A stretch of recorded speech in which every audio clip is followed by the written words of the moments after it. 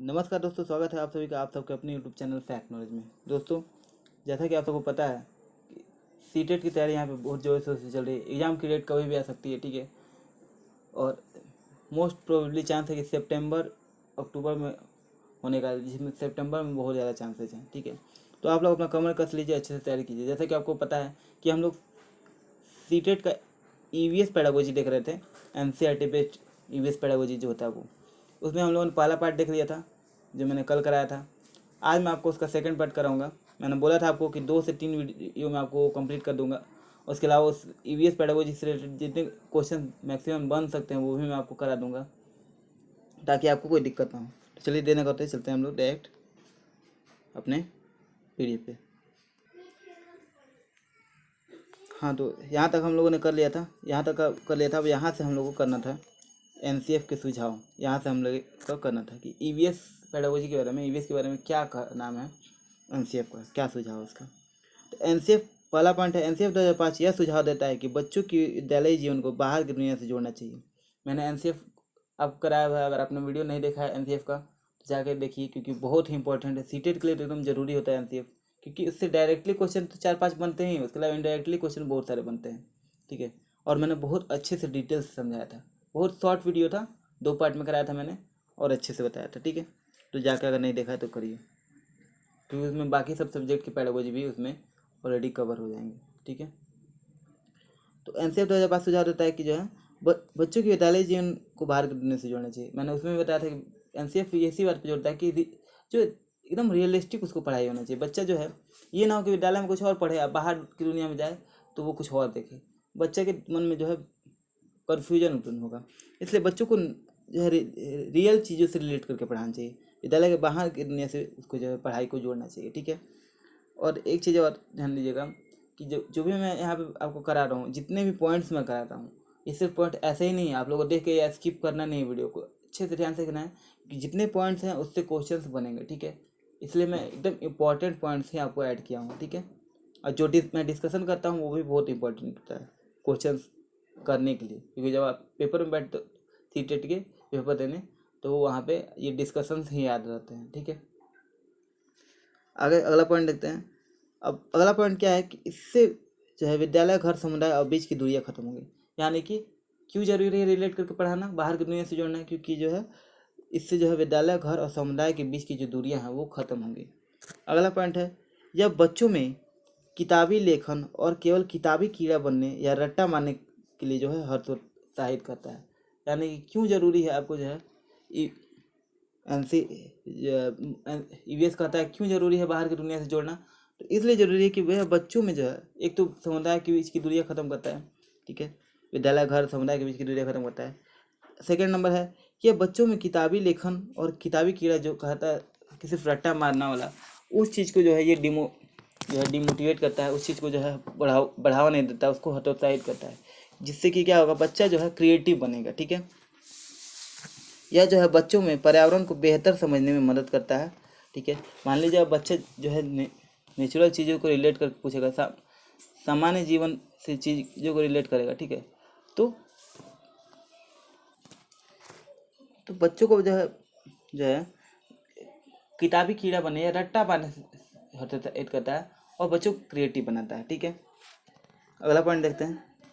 Text book को इस प्रकार विकसित किया गया है कि यह रट्टा मारने की क्रिया को हतोत्साहित का है। आप एनसीईआरटी के जैसे कि बुक में मैंने आपको बताया कि वो बहुत सारे एक्टिविटी के माध्यम से बताता है, या नॉर्मल दो लोगों के बीच देखेंगे कोई चैप्टर होगा उसमें आपको जो है नॉर्मल पॉइंट्स को भी आपको जो है कन्वर्सेशन के माध्यम से, दो लोगों के बीच बात वार्तालाप के माध्यम से पॉइंट्स को समझाने की कोशिश की जाती है। क्यों की जाती है, ताकि बच्चा जो है बच्चा जो है अच्छे से समझ सके, ठीक है। टेक्स्ट बुक को इस प्रकार विकसित किया गया कि रट्टा मारने की क्रिया को हतोत्साहित करें और बच्चों में समझ विकसित करें। टेक्स्ट बुक को ऐसे विकसित किया गया है कि सीरियस बातों को भी बिल्कुल मजे के साथ बातचीत के द्वारा दो बच्चों के बीच संवाद के द्वारा समझाया गया है, जैसे कि मैंने बताया। जब भी कोई मान लीजिए अगर आप कोई टॉपिक को एकदम आसान लैंग्वेज में समझाते हैं, जैसे कि मेरा जो तरीका है, मैं आपको एकदम बातचीत के माध्यम से कोई भी चीज़ समझाता हूँ, कोई भी टॉपिक को। इससे क्या होता है कि आपको जो मैं बातचीत के उदाहरण दे के समझाता हूँ, इससे क्या होता है आप जो है उस चीज़ को याद भी कर लेते हो, एग्जाम में आपको अभी पता नहीं चलेगा, लेकिन जब एग्जाम में जाकर बैठोगे तो आपको कोई भी क्वेश्चन करने बैठोगे तो आपको यही बातें याद रहेंगी, ठीक है, अगर आप ध्यान से सुनते होगे तो। और नहीं सुनोगे तो कोई, इसलिए मैं कहता हूँ कि मेरी बातों को आप ध्यान से सुनिए, जो भी मैं रिलेट कर करके मैं इधर उधर की बात करके समझाता हूँ, वो चीज़ इसलिए कहता हूँ कि यही बातें आपको एग्जाम में याद रखने में मदद करेंगी, ठीक है। तो ये एनसीईआरटी भी इसी तरह से कहता है कि दो बच्चों के बीच संवाद के द्वारा किसी टॉपिक को समझाया गया है जिससे बातें भी हों और टॉपिक समझ में भी आए, ठीक है। अगला पॉइंट हमारा, यह हमें child centred system of education यानी चाइल्ड सेंटर एजुकेशन सिस्टम जो है, यानी कि जो एनपी 1986 पे जो है, देखिए ये क्वेश्चन बन जाएगा कि जो है चाइल्ड सेंटर एजुकेशन जो है वो किस एजुकेशन पॉलिसी पे आधारित है। तो जैसा कि आपको पता है क्यों बन नहीं सकता है ये क्वेश्चन, क्योंकि एनपी अभी लागू हुआ है नया वाला, ठीक है। तो ये क्वेश्चन अभी का नहीं दे देगा, पुराना से उठा कर दे देगा, ठीक है ना। तो इसको एकदम ध्यान रखना है कि child centre system of education जो है एनसीएफ जिस पे जो है कहता है वो किस पे है, तो 1986 नेशनल पॉलिसी ऑफ एजुकेशन पर आधारित है, ठीक है। एकीकृत शिक्षा पर जोर देना है, यानी कि एकीकृत शिक्षा क्या होता है, सबको कंबाइन करके पढ़ाना, ठीक है, कोई भेदभाव ना करना, ठीक है, सभी तरह के, चाहे वंचित वर्ग हो या फिर जो है किसी तरह के बच्चे हों, सबको, सामान्य बच्चे सबको एक साथ जोड़ के पढ़ाना।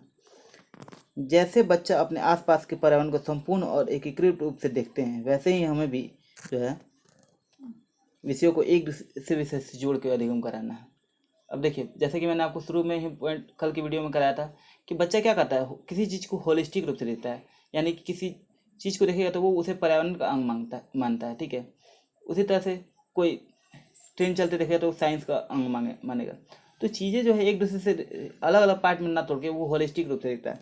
तो वैसे ही हम लोग को जो है चीज़ों को जो है अपने आसपास की चीज़ों को, पर्यावरण को, सबको एकीकृत रूप से देखता है, वैसे ही हमें भी क्या है, सब विषयों को एक दूसरे से जोड़ के पढ़ाना है, ताकि बच्चा डिफरेंस जैसे वो नहीं करता है वैसे ही वो चीज़ों को रिलेट करके पढ़ पाएगा।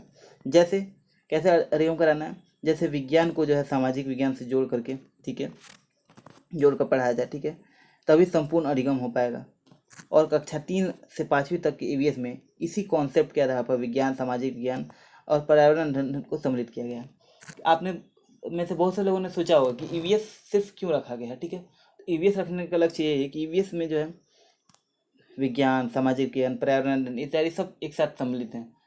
3 से 5 के बीच ईवीएस ही रखा गया, ठीक है, क्योंकि उसमें सारी चीज़ें सम्मिलित हैं और सम्मिलित है, यानी कि सब एक दूसरे से रिलेटेड है, इंटर जो है कनेक्टेड है, और एक दूसरे से रिलेट होकर बच्चा पढ़ेगा तो उस समय जो है यही समझ विकसित होती है, उस समय बच्चे की थॉट यही होती है और समझ ऐसे ही होता है। तो उस समझ के अनुसार जो है इस सिलेबस को डिजाइन किया गया, ठीक है। जैसे पुस्तक में वेलक्रो का जिक्र किया गया है, आपने ईवीएस का जो है सिलेबस देखा होगा, ईवीएस का बुक देखा होगा, तो उसमें वेलक्रो के बारे में जिक्र किया गया है, ठीक है। और वेलक्रो से प्रश्न बनता है कि वेलक्रो का आविष्कार किसने किया था, ये ईवीएस का क्वेश्चन है, ठीक है। तो उसके साथ ईस्वी भी जोड़ दिया गया है, ठीक है। अब ईस्वी जोड़ दिया गया यानी हिस्ट्री, ठीक है। साथ ही कुछ प्रयोग को भी पुस्तकों में सम्मिलित किया गया है, प्रयोग को सम्मिलित किया गया यानी साइंस, ठीक है।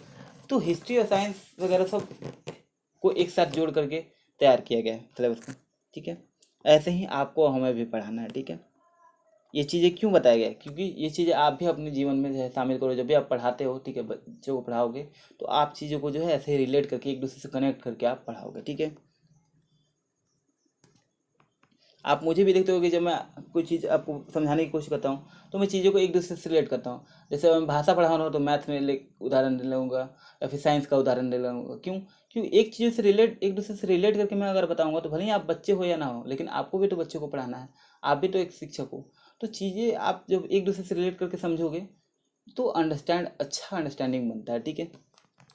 कक्षा 1 और 2 में ईवीएस नहीं है क्योंकि बच्चे छोटे होते हैं। क्वेश्चन पूछता है, एक क्वेश्चन सीधे सीधे यहाँ से उठ के बन जाता है कि कक्षा 1 और 2 में ईवीएस क्यों नहीं है।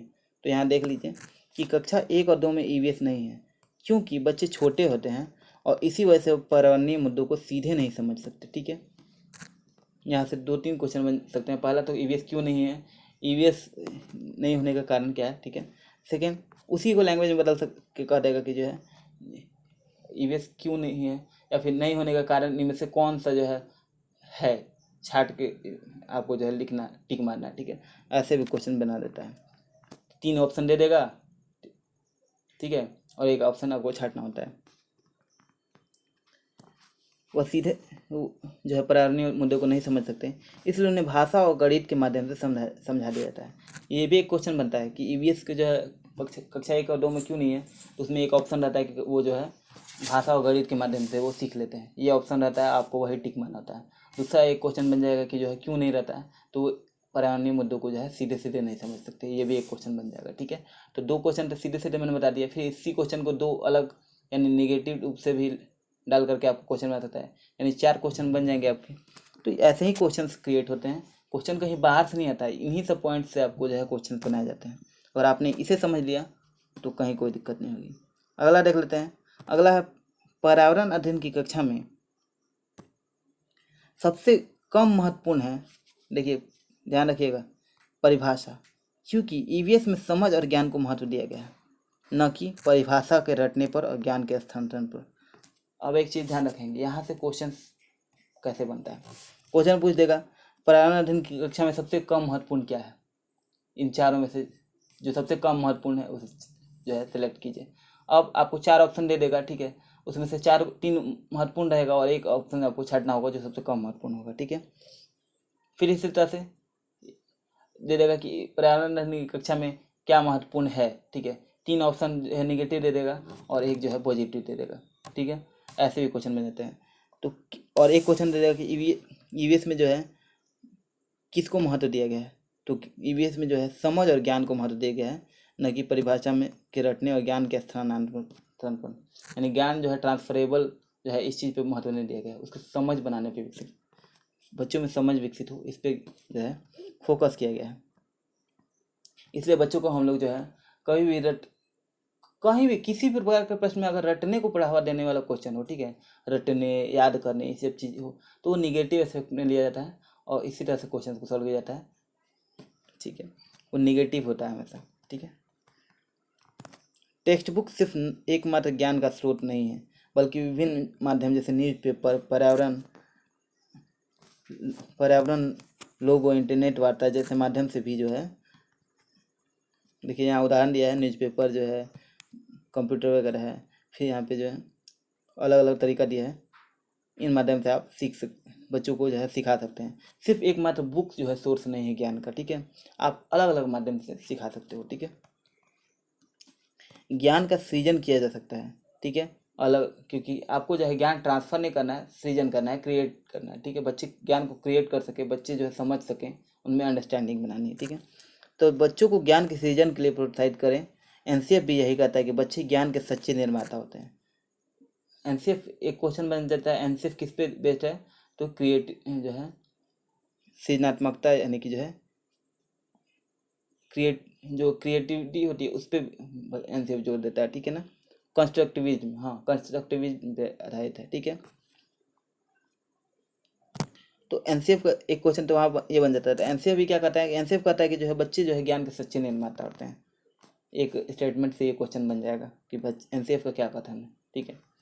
अब देख लेते हैं बोझ कम करना। तो बोझ कम करने के बारे में क्या कहा गया है कि बोझ कम करना क्यों जरूरी है, क्या है बोझ कम करना, ठीक है। पहला पॉइंट है बच्चों के डेली टाइम टेबल फ्लेक्सिबल हो, कठोर ना हो। यानी कि जो बच्चों का डेली टाइम टेबल है वो कठोर नहीं होना चाहिए, एकदम एकदम रिजिड की फिक्स है कि बच्चे जो है एकदम पढ़े जा रहे हैं 7 घंटा 8 घंटा, वैसा टाइप का नहीं होना चाहिए, ठीक है। वो फ्लेक्सिबल होना चाहिए। बच्चों को जो है मैकेनिकल नहीं बनाना, बल्कि अनेक प्रकार की गतिविधियों के माध्यम से सिखाना है उनको, ठीक है। उनके समय और सारणी में कुछ नया सीखना जुड़ा हो, न कि रटना। यानी कि जो है टाइम टेबल फ्लेक्सिबल होने का मतलब ये भी है कि अगर आप जो है एक सीमित आप बना दिए कि इसी चीज़ की चारों तरफ घूमना है, इसी चक्र के चारों तरफ आपको घूमना है, ऐसा नहीं करना है। उनका टाइम टेबल फ्लेक्सिबल हो, यानी कि हर साल हर समय जो है उसमें कुछ नया जुड़ते रहना चाहिए, कुछ नया सीखने को जो है उसमें प्रमोट होना चाहिए। उस सारणी में हमेशा कुछ जुड़ना चाहिए कि बच्चा क्या नया सीखेगा। अगर आपने फिक्स टाइम टेबल बना दिया तो बच्चा तो वो सिर्फ उसी के इर्द गिर्द घूमता रह जाएगा, वही चीज़ें सीखेगा, कुछ नया वो सीख नहीं पाएगा। तो जो है बच्चों को मैकेनिकल नहीं बनाना है, रटने को बढ़ावा नहीं देना है, बच्चों को एकदम मैकेनिकल रोबोट नहीं बनाना है। उसको जो है आपको जो है उस एक परिधि से बाहर निकालना है, ठीक है ना। अनेक प्रकार की गतिविधि करे, नया सीखते रहे, इत्यादि। अगला पॉइंट है शिक्षक द्वारा पढ़ाने का तरीका उनके मूल्यांकन का तरीका पर भी निर्भर करता है। जैसे बच्चों की सार्थक अधिगम होना यह केवल किताब पर निर्भर नहीं है। अब कैसे? देखिए बच्चों का जो है आप सब जानते हैं कि आप किसी शिक्षक, आप खुद शिक्षक हैं तो आप पढ़ाते हैं, तो पढ़ाने का तरीका और मूल्यांकन के तरीके पर ही बच्चों का जो है पढ़ना निर्भर करता है, उनका अधिगम निर्भर करता है।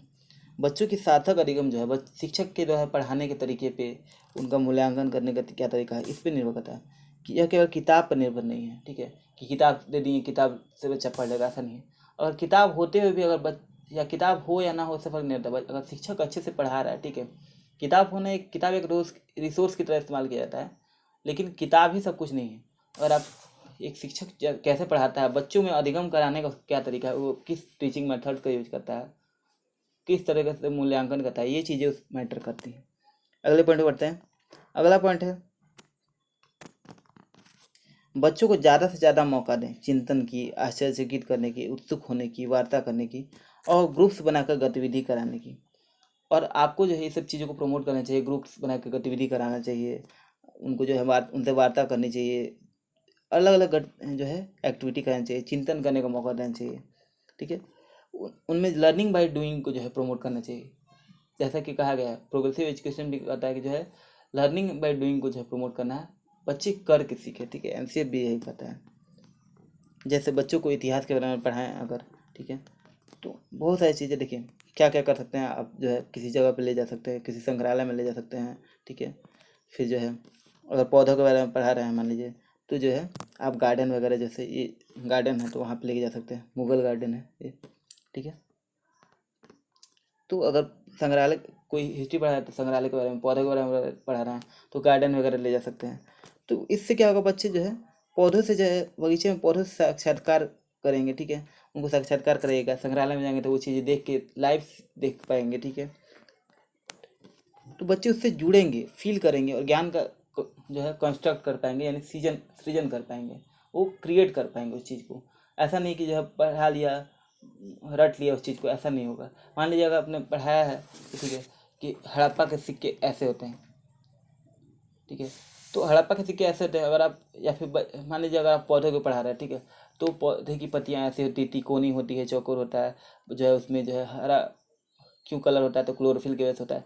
आप ले जाओगे बगीचे में, दिखाओगे पत्ती को, बच्चा देखिएगा, फील करेगा बच्चे पत्ती का आकार कैसा होता है, फूल का डिजाइन कैसा होता है, कलर कैसा होता है, ये सारी चीज़ें जब देखिएगा उस, तो आप एक किताब से रटवा दो या पढ़ा दो और बच्चे लाइव देखे उस चीज़ को सामने अपने, दोनों का अलग इम्पैक्ट पड़ेगा। उस चीज़ को जो दिमाग में अस्थायी रूप से घर कर जाएगी और अच्छे से वो बच्चा खुद से उस चीज़ को देख करके अपने मन में कॉन्सेप्ट बना लेगा कि हाँ फूल इस चीज़ का, जैसे मान लीजिए कि जो है गुलाब का फूल ऐसा कलर का होता है, उसमें पत्तियाँ ऐसी होती हैं, कांटे ऐसे होते हैं। कैक्टस का पौधा है तो कैक्टस में जो है पत्तियाँ जो है नागफनी में जो है कांटे की शक्ल में ले लेती हैं, जो है तना मांसल होता है। ये सारी चीज़ें उसमें पत्ती की कम आवश्यकता होती है। क्यों पत्ती जो है मॉडिफाई हो जाता है कांटे के रूप में, ठीक है, ताकि वाष्पोत्सर्जन कम हो, इवापोरेशन कम हो।